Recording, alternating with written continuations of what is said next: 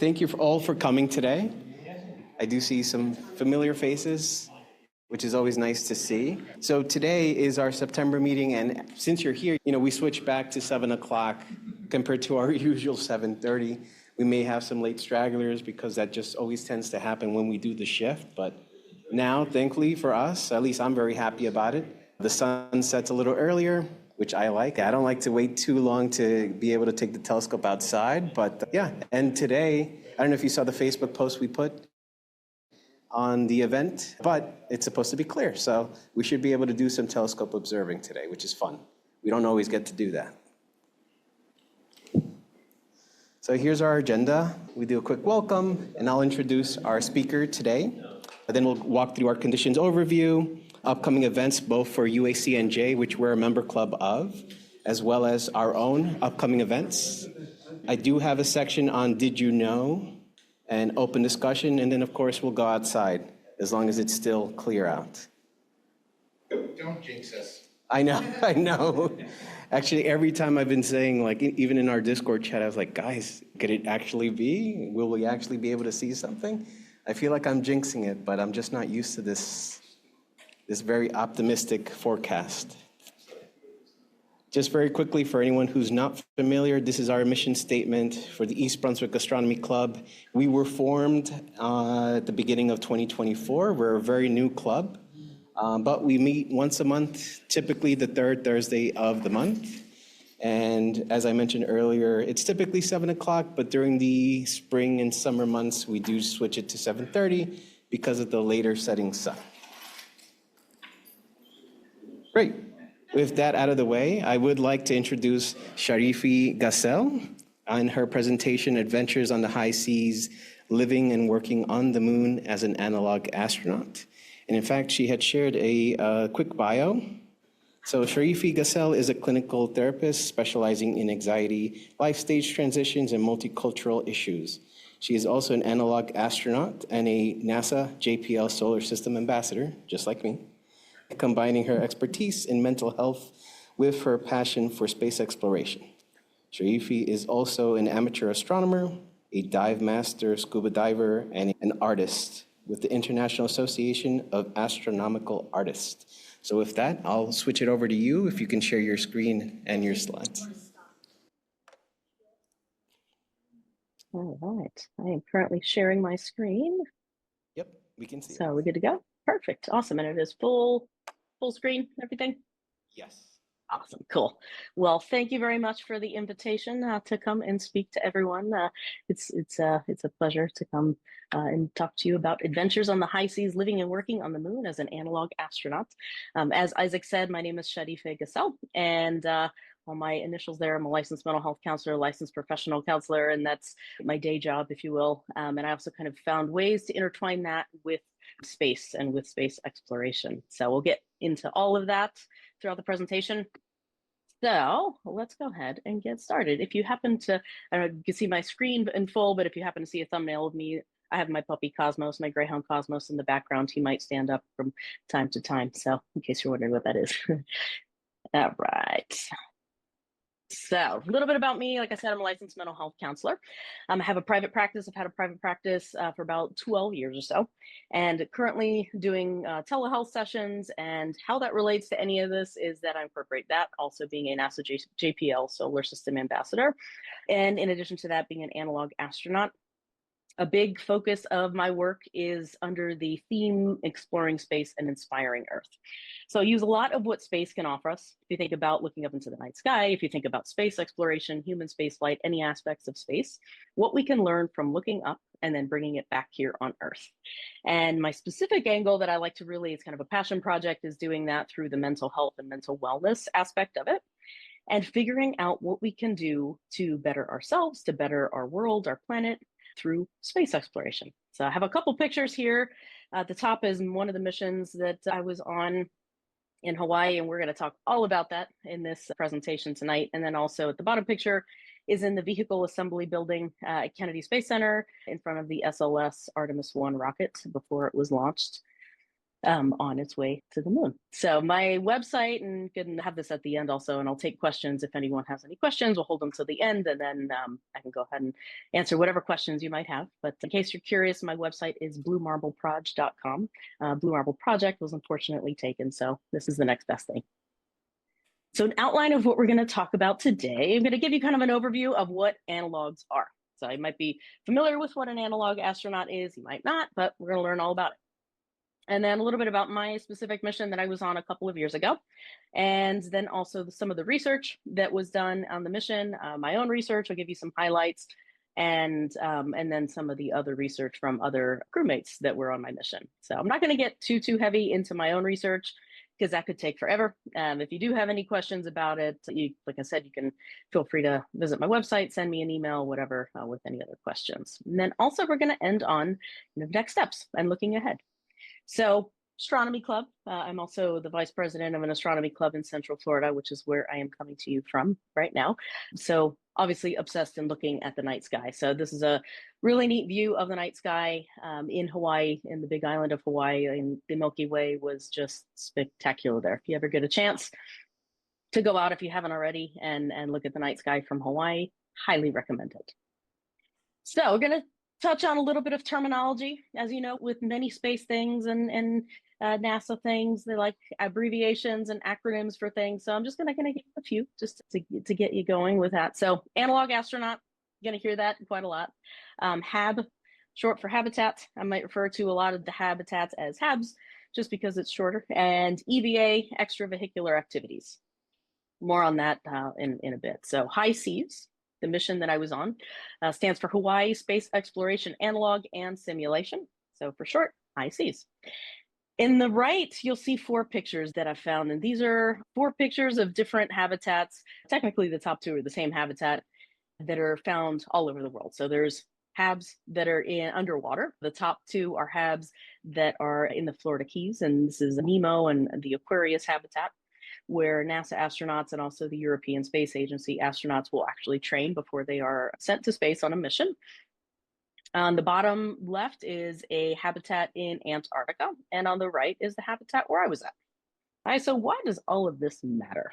Because it's where analog astronauts go and do their work. What an analog astronaut is not, it's not a clock, so we're not analog or digital. We're not space necessarily, although some analog astronauts do eventually get to fly in space as astronauts. Yeah. But initially, it's all on Earth. All right, what an analog astronaut is, analog stands for analogous. So it's basically a simulation of what it's like to live and work in space, on the moon, on Mars.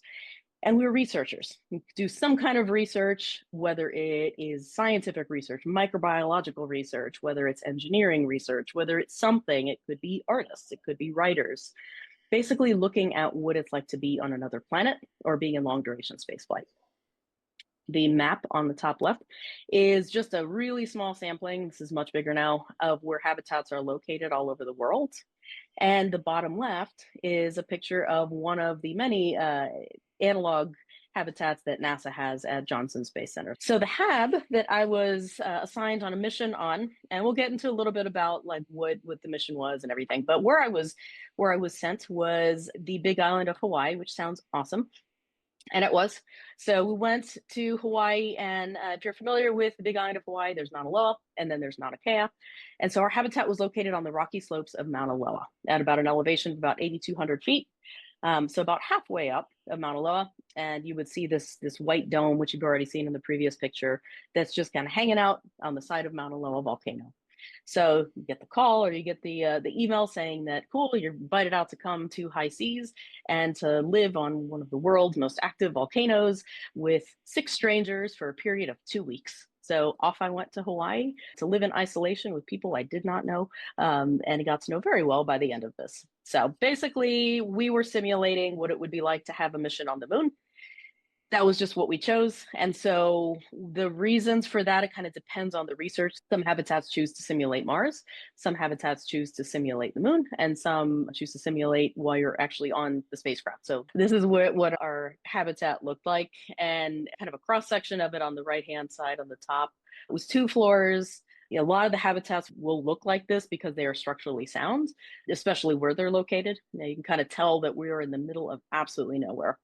The closest land communication, the closest civilization that we could have access to was an army base, and it was about an hour drive down the mountain. Aside from that, we were out there. It was just us, completely off the grid. You see kind of a gray tank and black tank in the picture on the bottom left there, and then our dome that we were at, and solar panels. Everything was completely off the grid, and there's a little Starlink receiver that you'll see. It's later on, you'll see a little bit bigger, and that's kind of where we're at. On the right-hand side, in the picture on the bottom, you can see Mauna Kea, just kind of towering over there. The Mauna Kea observatories are up there, and so in total, okay, when you think about 1,200 square foot dome, like that sounds pretty good. I mean, it's not huge, but it's okay. Livable space, it was about 250 square feet for 6 people. And the bottom floor had, like I said, about 288 square feet of usable space. And then we had bedrooms on the top. So there were 6 individual bedrooms that were on the top, and everything else was done on the bottom floor. We had little office space, we had a lab, a treadmill, a kitchen area, and one little porthole window, which you see in the bottom picture. High Seas was the home of 5 successful long-duration NASA missions. That was kind of the start of where High Seas began a while back. And so the missions back then, when they were NASA missions, were about 4 to 12 months. And now the missions, currently High Seas is kind of in a transition period, so there aren't any active missions right now. But after the NASA missions, the missions at High Seas were about 1 to 2 weeks. And they were all privately funded, and kind of you go on a private basis to this particular habitat. Depending on the habitat that you're at, some can be government, some can be privately owned. It really kind of depends. So as I said, there were solar panels, there were Starlink, and so that really dictated kind of what activities we can do in monitoring our systems. Some snapshots of what the inside of the habitat looked like. You walk in to the picture on the left, and that was the engineering bay. Our spacesuits were hanging up. We all had kind of air-conditioned backpacks and helmets, and the idea was to really simulate what it's like. And all the habitats will do this to the best of their ability. And you're not allowed to go outside of the habitat once the mission had started, kind of like you can't go outside on a spaceship. You can't go outside and just walk outside if you're on Mars, because you're going to have a really bad day. So the spacesuits and the helmets and everything that we had were simulating that. You couldn't lift up the visor or anything. Everything had to be enclosed. So they could be a little bit warm. They had air conditioner and, fresh air built in. We each had first aid kits as well with us. And so we would suit up in the engineering bay and then go through a simulated airlock where we would have to wait in an airlock for 3 minutes, and then we could go outside. There was always somebody inside the habitat with a walkie-talkie, making sure we were safe. And there's also mission control, which was in Honolulu. This kind of setup is similar to a lot of the other analog habitats where you'll have a mission control, you'll have somebody that stays in the habitat, and then you'll have the analog astronauts that'll be out and about doing EVAs, and also inside doing research. Middle picture on the top, we each had a little workstation, which was kind of nice, and we could all have our own big computer and hook up our laptops or whatever we needed to do our work. And the bottom in the middle was a lab, complete with all kinds of microbiology experiments. There were a couple incubators, medical equipment, all different kinds of things that you would need for that. On the right, you can kind of see the stairs going up to the bedrooms. Cool picture of the bedrooms and what I mean by that a little bit later on. Some workout equipment, kitchen in the background around the corner, and have the exercise bike with the one porthole. So you're in this dome and can't go outside except if you're on an EVA. So this porthole, this little window, was kind of my lifeline. I love this thing. You sit on the bike, and we would do about 1 to 2 hours of exercise every day. And again, simulating what astronauts would have to do when they're in space. So you want to keep up your bone density, your muscle mass, and also for mental health purposes. I want to position the bike through the window and then kind of look at Mauna Kea and just kind of daydream for a little bit. We had a kitchen that couldn't really plug in too many appliances or else the whole thing would short circuit and then we'd go out of power, and that would be not great. And then we had food. Everything was freeze dried that we had. So we had pancakes, and then we had our pantry off to the right with a refrigerator. So like I said, some of the first missions were NASA missions. This is what the dome looked like when it was under NASA, kind of their umbrella. And a lot of the Hawaiian legislature and the rules and everything was that you can't have this white dome kind of sticking out on the landscape from a sacred volcano from their landscape. They're very protective of it, and rightfully so. It's a beautiful place, so you want to respect it. And so what they did was they had NASA cover it with this tarp that kind of blended it into the background, and that's kind of the tarp that you see. Between whatever weather, typhoons, volcanoes that were kind of in that over time, that tarp came off. So you would just have that white dome that was there. Some of the roads leading off down the volcano were to the left, and that was basically it. So we drove out there for about an hour and kind of unpack and go live inside this dome. Why is a HAB chosen? So it really depends on the location and the kind of mission that you're trying to simulate, but generally speaking, you would pick a habitat for it being in isolation. So kind of like you really would in space. You know, you kind of have to be reliant on yourself. You don't really have Home Depot that you can go to, Amazon that you can have an Amazon delivery if something breaks. And you would have to kind of just figure it out within the crew. You could always kind of phone a friend in mission control and they would help you walk you through it. But basically, they would have to be isolated. They would also have to simulate some kind of geography. As you could probably tell, some of the geography on in high seas and Loa, it's volcano. It's all volcanic. There was nothing alive out there except for us, thankfully. And so it would simulate what it's like to actually be on. There's also volcano tubes that are in the volcanoes. And so to simulate what it would be like maybe to set up a habitat on the moon, which might be an option, is living and kind of having something, a home base, something in lava tubes on the moon. There's also crew dynamics. Where you're dependent on crew when you're going on a space mission, long duration space flight, you really need to depend on your crew. There needs to be amazing crew dynamics. You need to pull from one another's strengths and maybe your areas for growth. So my background is in molecular biology and microbiology. There was a microbiologist that was doing research. And so that was a great example of where, you know, maybe he needed a second hand for something, I could step in. And vice versa, I was the medical officer on the mission. And so wherever I might need a hand with kind of doing some of my medical checks, somebody else could step in and help me out. So, you know, working great with problem solving and making, you know, kind of teamwork. So you have what you have with that. And so kind of like I mentioned with the flight suits and the space suits in the engineering bay, you had air conditioned hoses that would kind of lead to your backpack. And many of them broke, right? They just kind of snap. And sometimes the analog habitat overseers might kind of throw in some curveballs to see what happens. Sometimes it's part of the research and sometimes it just happens. So what we would use a lot of was duct tape, which kind of just duct tape around the hoses. We would kind of tinker with things on downtime. Cosmos is getting up if you hear or see him. And you basically have to be creative. So it's important to have a creative crew as well, not just, you know, strictly in one particular field, but well-versed. Okay, so here are some cool pictures of kind of what the terrain looks like. Kind of like I was mentioning with, you want to pick a habitat that has simulated to Moon or Mars. You want something that looks like it would be regolith, it would be rocky, volcano tubes, whatever. So we had a couple different rules when we were going through our EVAs that we could and could not walk on certain types of lava. So the lava on the left was called pahoehoe lava. And that kind of lava is real rough, crumbly. It hardens very quickly, so it becomes very brittle. If you step on it, it'll crumble, and you don't want to step on it. That's a bad day, right? You're out in the middle of nowhere.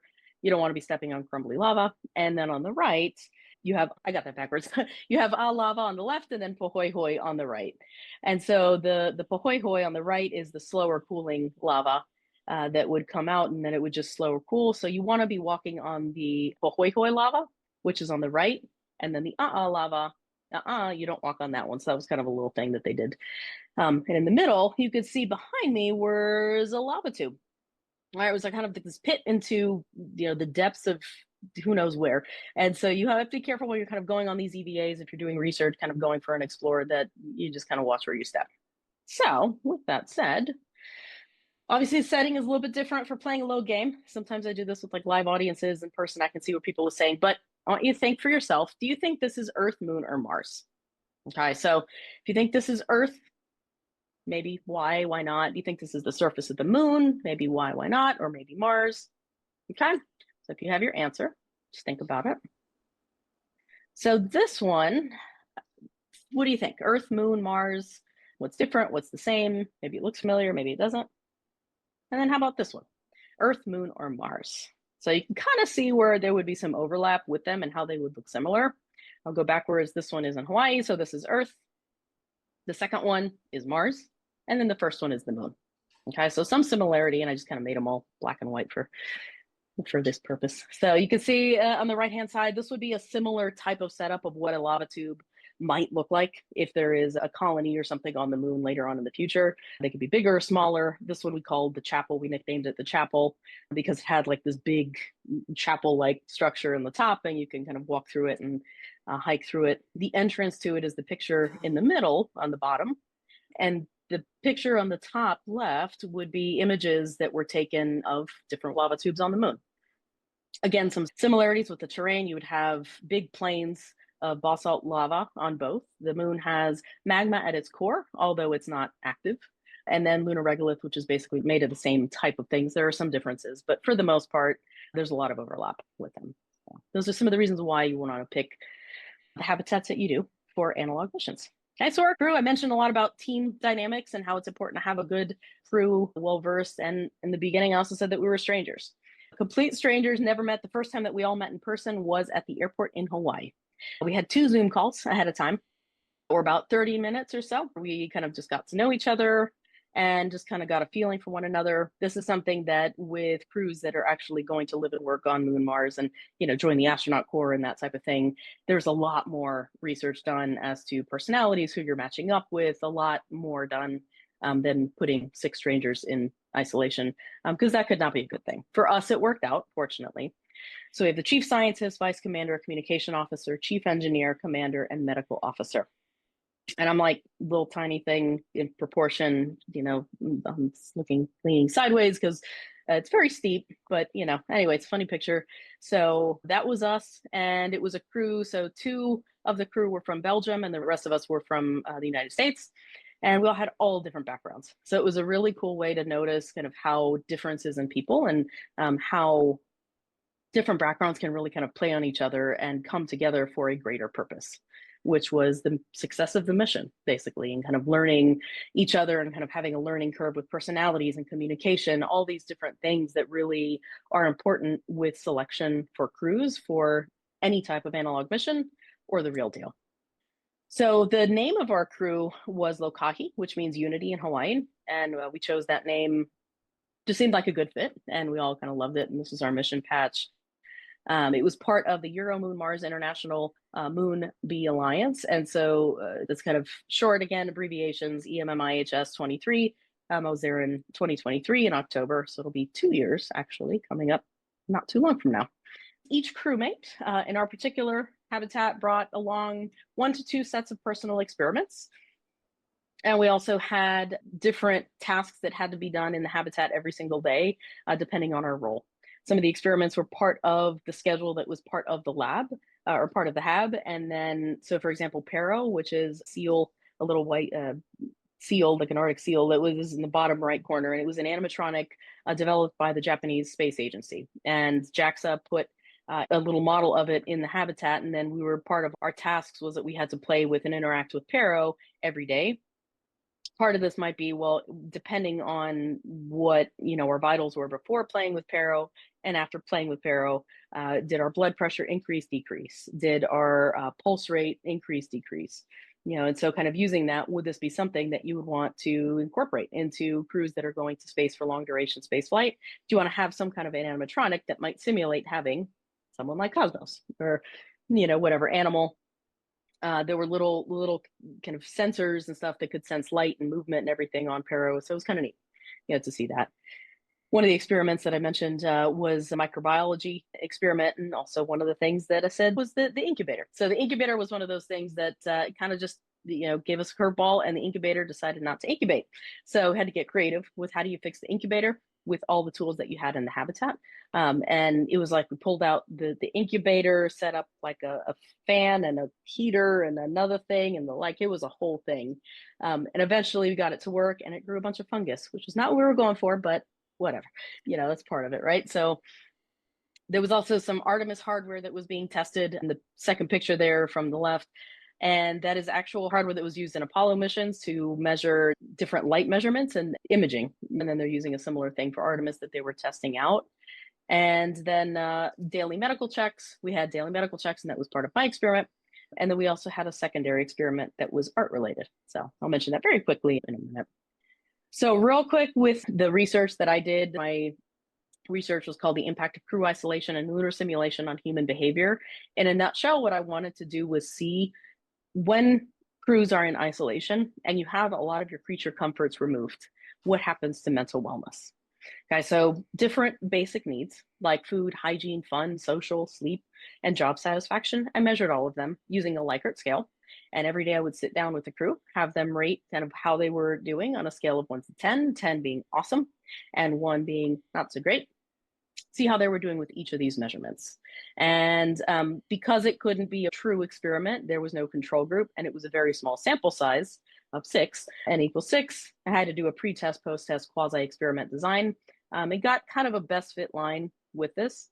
Obviously, many limitations with actually calling it, true research, but it definitely gave indication of what could be improved on and what some of the next steps are. Fortunately, I was able to leave some of my research in the habitat for about the next 6 months and continue collecting data on future crews. So I was able to increase my sample size to over 100 and then get similar results, which was really cool to see.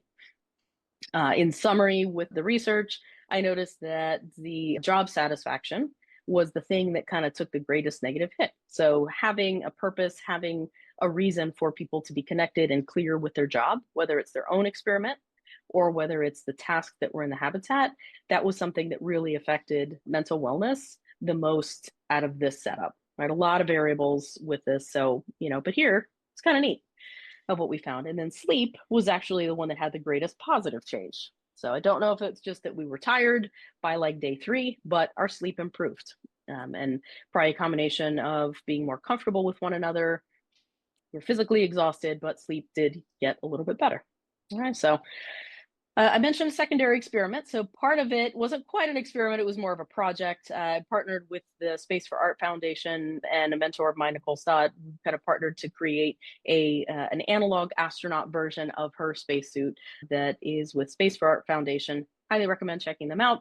They basically create different patches of art with kids that are in hospitals and treatment centers, and they create art with a theme. So it could be, what does unity look like? What is looking beyond, what is going to space, different inspirational type focuses. And then they sew them onto a spacesuit. And then some of them have actually flown into the International Space Station. Astronaut Peggy Whitson wore one of the spacesuits. And it's just a neat way to show the kids back home that their art is actually in space. So I want to do kind of a similar thing and see how creativity would help with mental wellness. And so I brought different patches of fabric, just plain swatches of fabric, and brought a bunch of just art supplies, markers, pens, paints, different things. And every day the crew sat down and we painted, or we drew. A little bit of resistance in the beginning from the people that thought they weren't artists. Give it a little bit of time and they were creating some incredible pieces, right? It was whatever moved them that day, whatever reminded them of home, whatever it was. I brought the swatches back home and then sewed them onto a spacesuit. And so this is not the finished version. There's actually more patches on it. And I just photoshopped the spacesuit onto the backgrounds because all of the construction of it was done actually at home after. With the 6 months of crew that were able to give me research for the other primary research, they also continued to create swatches of art and then mailed them. And so they're also on the spacesuit. There's a backpack and everything. So very cool thing. If you're interested in that, I can answer more details and more questions and stuff later. So a little bit about some of the measures. All right, so we had food. I mentioned we were all dehydrated food. So much of the food that we have is kind of like you would use, in Florida, we have, hurricanes. So you'd have like something that you would get dehydrated food in these big tins and like a shelf life of 10 years plus that you can use for an apocalypse or something. And that's basically the bulk of what we ate. All right, so a lot of what they would eat on the International Space Station would be dehydrated, different form. They would have prepared meals that they would then rehydrate. We had to create our own meals from scratch. So got really creative. A lot of the food, most of the food was just a different shades of brown. On the top right, you can see our assortment of brown food, a lot of soups, a lot of just mysterious, weird brown food. And so it was interesting, to kind of see what we had. We didn't have fresh produce. And that was that, right? So some room for tweaks in that. And it was just kind of a neat thing to see. I was able to use Meals for Mars, which is a book that Dr. Cyan Proctor, one of the inspiration for astronauts, she was on one of the first high seas missions when it was run by NASA. And so she wrote this cookbook, which was at the habitat. And so we used some of the recipes from her mission in our mission. So we also had to measure the water. So we couldn't do dishes in the same way that you could comfortably at home and measuring water for food. So as I mentioned, there was exercise. We were required to do 1 to 2 hours of exercise every single day. Part of that could be in addition to so these are basically a hike and you're out at elevation. So I positioned my stationary bike looking outside the window. We would do a workout basically. We also did a push-up challenge. I do not know why, but we did a push-up challenge every single day to kind of see just what it would be like to challenge one another to see how many push-ups we could actually do. These are the different bedrooms that we had that were on the second floor. We each had our own bedroom. And this is different than some of the habitats. Some of the habitats have bunk beds instead of individual bedrooms. But ours, we were able to have just kind of like a bed that looked like this. We had some like sleeping bags, and we could bring all of our stuff that we wanted to bring inside that one duffel bag that was there. So that was basically, kind of all the stuff that we could bring with us. And similar to how you would be able to go to space, you would have a limited amount of room that you could actually bring with you. We had a lamp, 2 outlets, clean sheets, sleeping bag, that sort of thing. The rooms were angled at kind of a weird, like 45-degree angle or so. So you kind of tucked in there, and they were about 5'5" at its widest, and about 36 inches at its narrowest, which is about the width of a door. So I'm about 5'3", 5'4". So for me, it was fine to sleep on the bed. Some of my crewmates were over 6 feet, and at the widest, it was 5'5". So it was a little tight for them, but we got through it. All right. This habitat has 2 different bathrooms that were in the habitat. There was one upstairs and one downstairs, and we were allowed 1 shower for the whole 2-week mission. And the shower was timed to 3 minutes. Other than that, we had baby wipes that we could use all the baby wipes that we wanted. And we were also only able to do 1 load of laundry for the whole mission. And that is 1 load for all of the crew. So again, simulating what it would be like being in space, you don't kind of have running water necessarily. So you have to kind of regulate what the water consumption would be.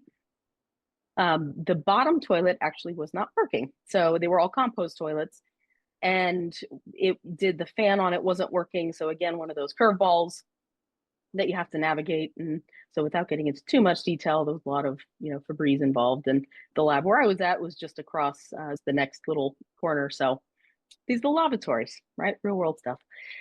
Another one of the measures that I had was social. What is it like to be in isolation with 6 people that you never met, but you got to know very quickly? We couldn't really have time to call or email or text or social media friends or family back home. There would be a time delay, kind of like you would have if you were on a real mission to the moon or Mars. And we're allowed 1 15-minute phone call. And on day 8, we were able to have kind of a rest day. So that's when we did laundry. That's when we took our 1 shower. And that's when we did a 15-minute phone call back home. So it was neat to be able to do that. I could see why crews would kind of want to be restricted, but also be connected. Pros and cons to both.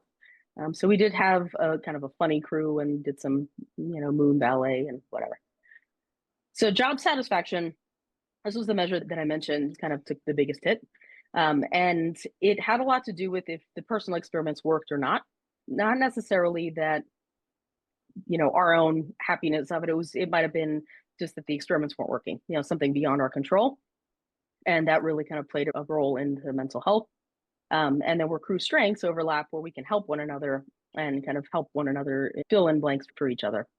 So bottom left is the microbiologist taking a sample for a petri dish from the regular simulant, so lava, and then he brought that back to the hab. For fun, we didn't have internet in the same way that you would at home, but we did have some kind of whitelisted websites or whatever that we can kind of pull from some content. So we had movie night every once in a while. We play card games, had the art time, and of course we had the EVA. So this is a daytime EVA. I have some neat pictures in a bit about the nighttime EVAs and how unbelievable they are, and different things that would kind of build rapport within the crew. So this is one of the EVAs at night that I mentioned. So you can see the Milky Way up there, and I challenge you to find Andromeda. It was wild going out there. You know, you're in Florida, and I have like Bortle 8,000 skies some places, and you can't see anything. Or maybe you go out to a dark sky here, you can kind of make out, you know, I'm 42 and like, cool, okay, you know where things are. When you go out here, it's like, well, I guess I can't see anything. You know, you can't like point out anything because everything is just stars. And it is the closest that you could possibly, I would imagine, feel like to being on another planet. And it was just unbelievable. None of these pictures are photoshopped or, you know, anything like that. That just, you know, kind of cropped and delivered. So this was one of the cool pictures. It seemed like we were kind of underwater. One of the EVAs at night, we walked outside. It was 3 of us total. We walked outside in the middle of a cloud. With mission control in Honolulu, we would make sure that the weather was clear. And it was. When we went out, as you can kind of see above in the top part of the sky. But for whatever reason, fog rolled in just for a minute, and we walked out into this cloud, and it was just unbelievable. You walk outside and it's just completely cloudy. You can't see your hand in front of you. You pan up, and then the night sky is just open. Give it a minute or two, and the fog cleared away, and then it was crystal clear. So this is another neat picture we took. It's kind of like a crater, you know, with the Milky Way kind of going across the night sky, and some of the hills that we climbed in the daytime. It was a little bit safer and stuff to go out in the daytime than at night. All right, so next steps for either myself or even kind of where the analog astronaut community is headed. It kind of starts, it's already begun, but it officially starts October 13th through 26th with the world's biggest analog. And the world's biggest analog is exactly what it says. It is the world's biggest analog mission. It's one mission with 17 different habitats all over the world. And it is finding different collaborative research all at the same time. These 17 different habitats will be simulating the moon, Mars, and space, traveling in space. Some of the habitats that will be simulating Mars will have about a 20-minute delay of communication with mission control. Some of the ones on the moon, similar type thing, you know, time delay. And then with the space flight missions, it depends on kind of where they're simulating being at. They would do the same type of thing.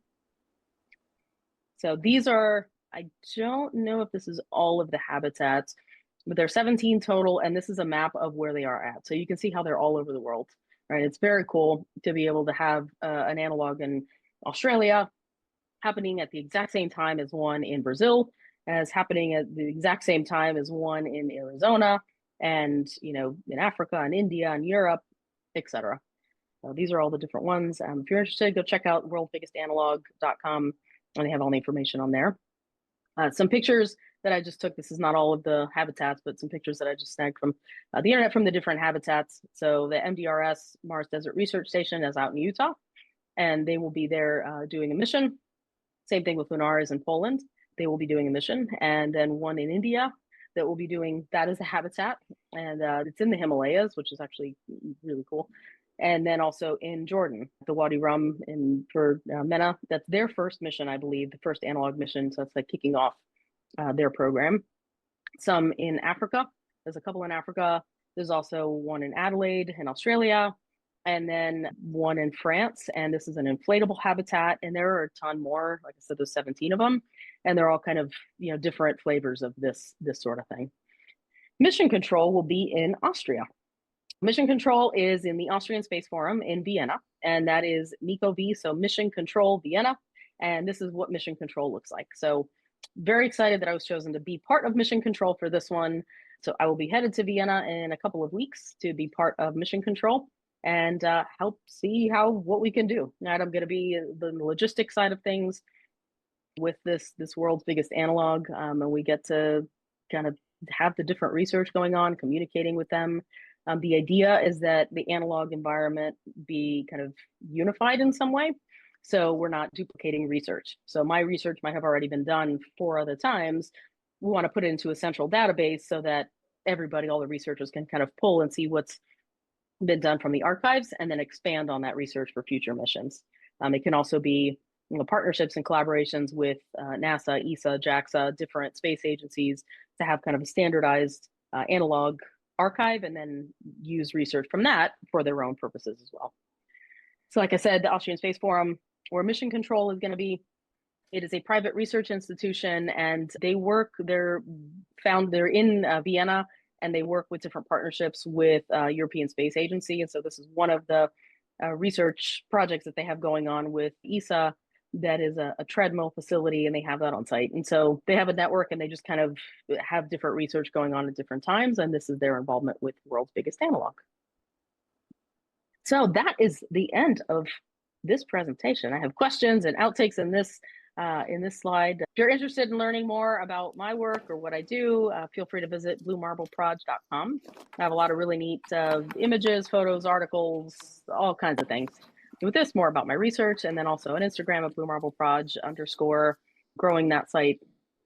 Some outtakes with Pero, kind of being the one to fix all the broken things in the engineering bay, getting ready to go on an EVA, taking a face plant into a lava tube, moon gravity, and then holding up the Earth, and then looks like I'm punching him. I am not. We were just doing different workouts and stuff, and he was a boxer. So yeah, anyway, we're friends.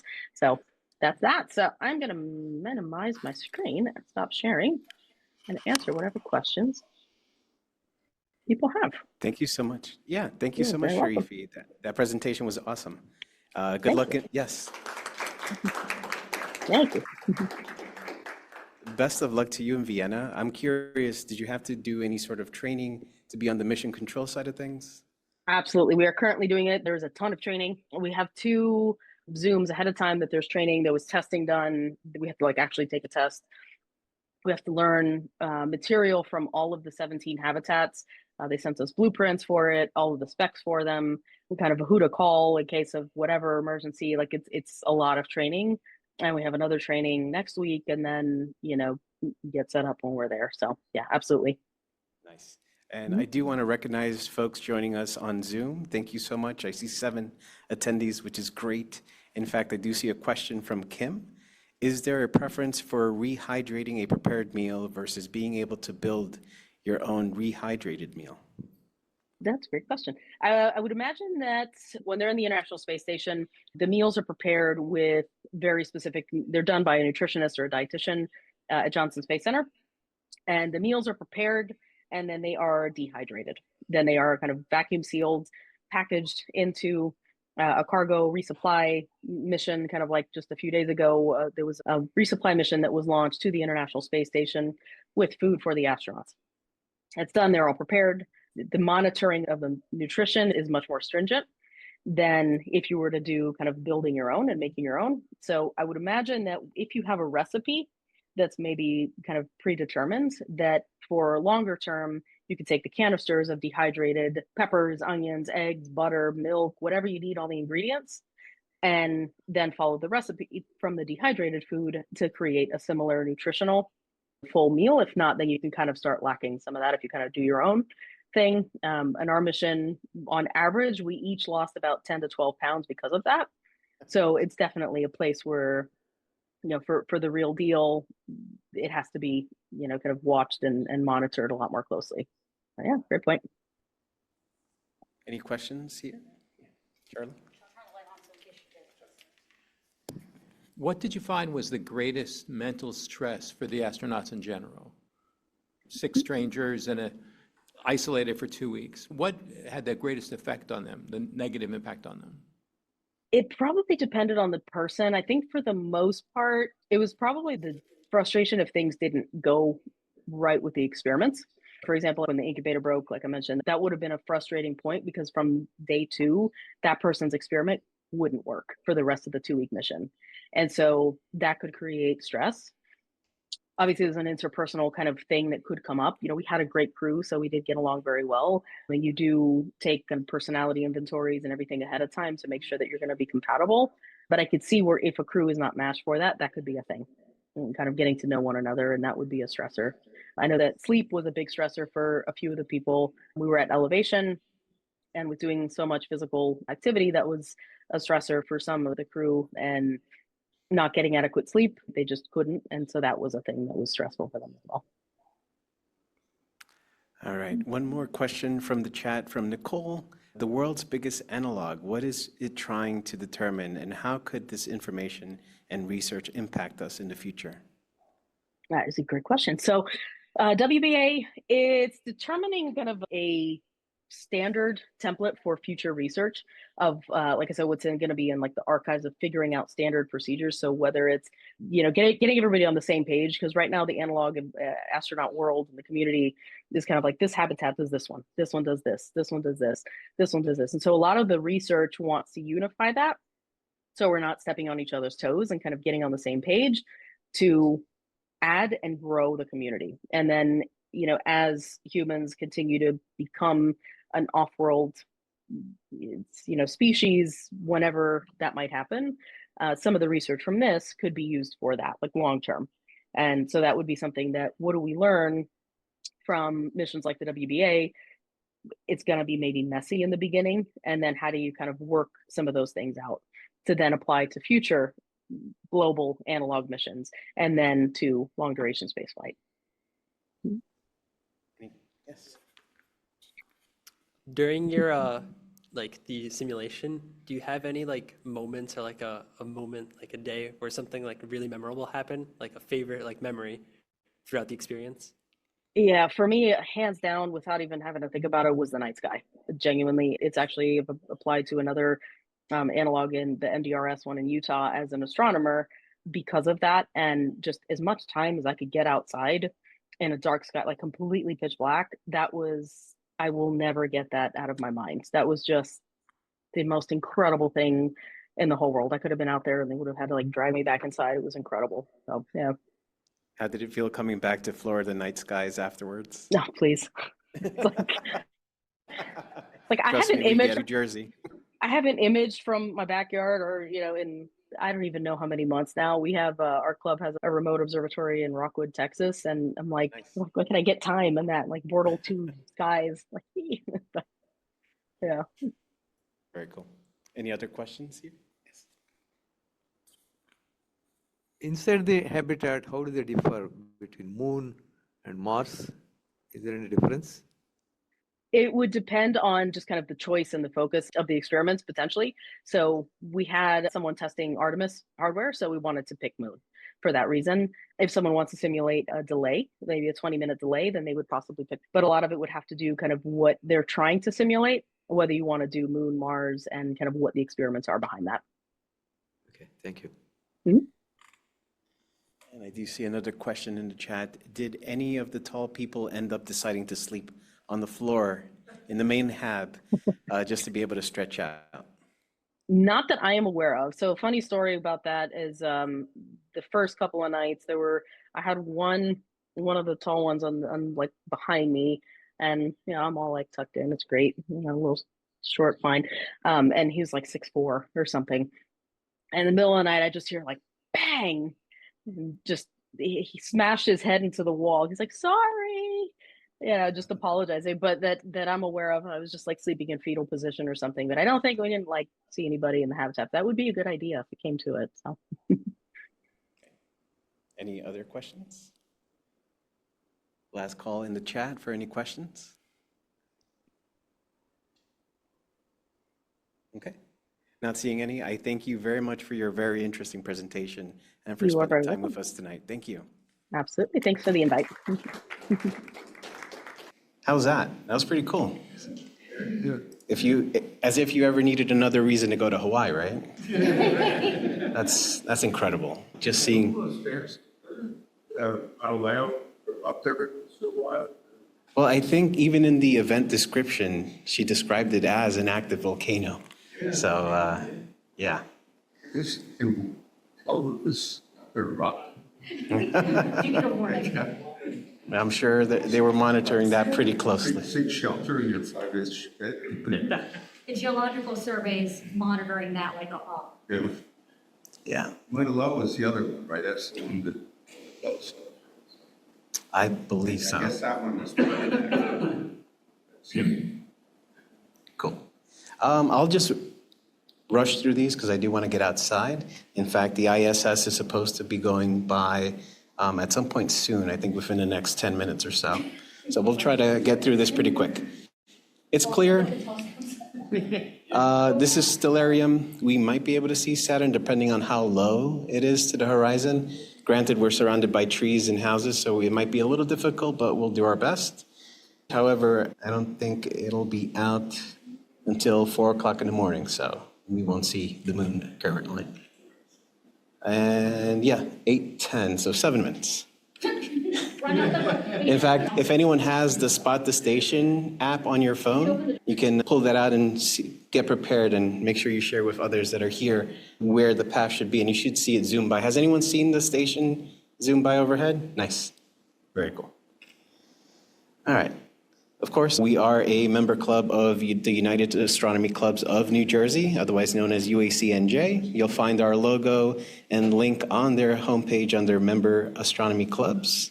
We do like to advertise the fact that because we are a member, you can become a member with UACNJ. There's a membership fee that applies. However, it grants you perks such as access to the facility in Jenny Jump State Forest, as well as the telescopes. You'll get trained on the telescopes that they have there.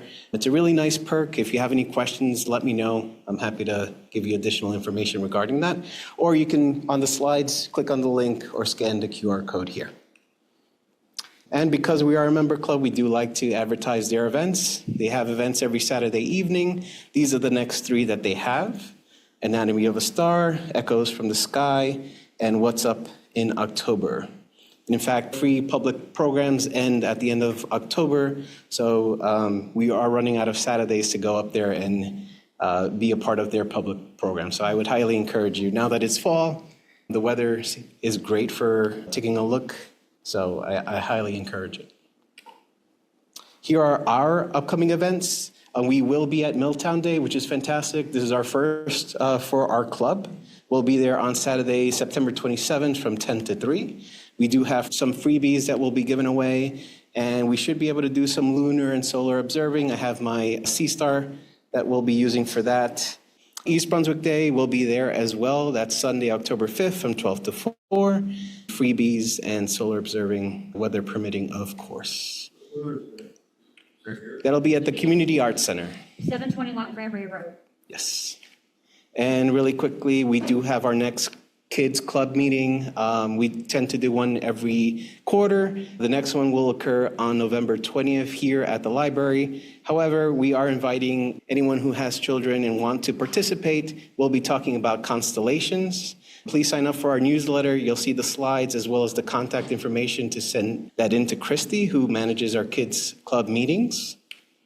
It'll have some information on the presentation items, some things to keep in mind and include on the slides, and then some tips for your children if they will be presenting. We do, of course, have Kevin, our resident kid presenter, who does a phenomenal job each and every time. However, we are extending this out to other children who would like to participate. So if you know anyone, Christy's email is there if you want to take a picture. I'll move the captions. Yeah. But reach out to us. It is in November. We have some time, but we'll continue to promote this even in our October meeting. And of course, follow us on Facebook and Instagram. It's the best way to stay up to date with all of our events. We do have a number of other events in the works at different libraries. While we love East Brunswick Public Library, we do want to do outreach to other libraries in our area just to let them know that we are here. We are one of the only, if not the only, astronomy club in Middlesex County. And we're free and open to everyone. You don't have to be from East Brunswick to attend. So we'll be going to other libraries to spread the word. Hopefully we'll fill up these seats as we have been in the past couple months. We are also a part of the Night Sky Network, which means we're on NASA's website. It gives us a sense of legitimacy, and all of our events are up there too. So if you're following that, you'll see our events there. And then I did want to take a moment to thank the East Brunswick Astronomy Club board, of which we have Paul, Charlie, myself. Christy couldn't make it today, but between the 4 of us, we work every 2 weeks, every other week we meet And we talk about pretty much the logistics of the club, what we're looking to do for the upcoming meetings, events, outreach, and all that stuff. And that's how all these meetings are possible. So I did want to recognize them and thank them for all their hard work. It is extracurricular work that we're doing outside of our day jobs and other responsibilities, and it does take time. But with that said, the East Brunswick Astronomy Club has become its own organization, which is fantastic.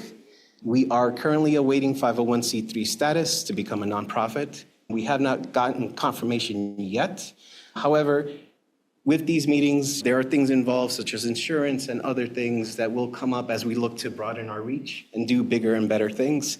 So with that said, I would welcome any donations that you can make to the club. On the slide, you have our Zelle QR code, but we accept cash, check, or you can Zelle treasurer@ebastro.org. If you have any questions, let us know. Yeah, let's go look at the sky. Thank you so much. Thank you, everybody. Take care.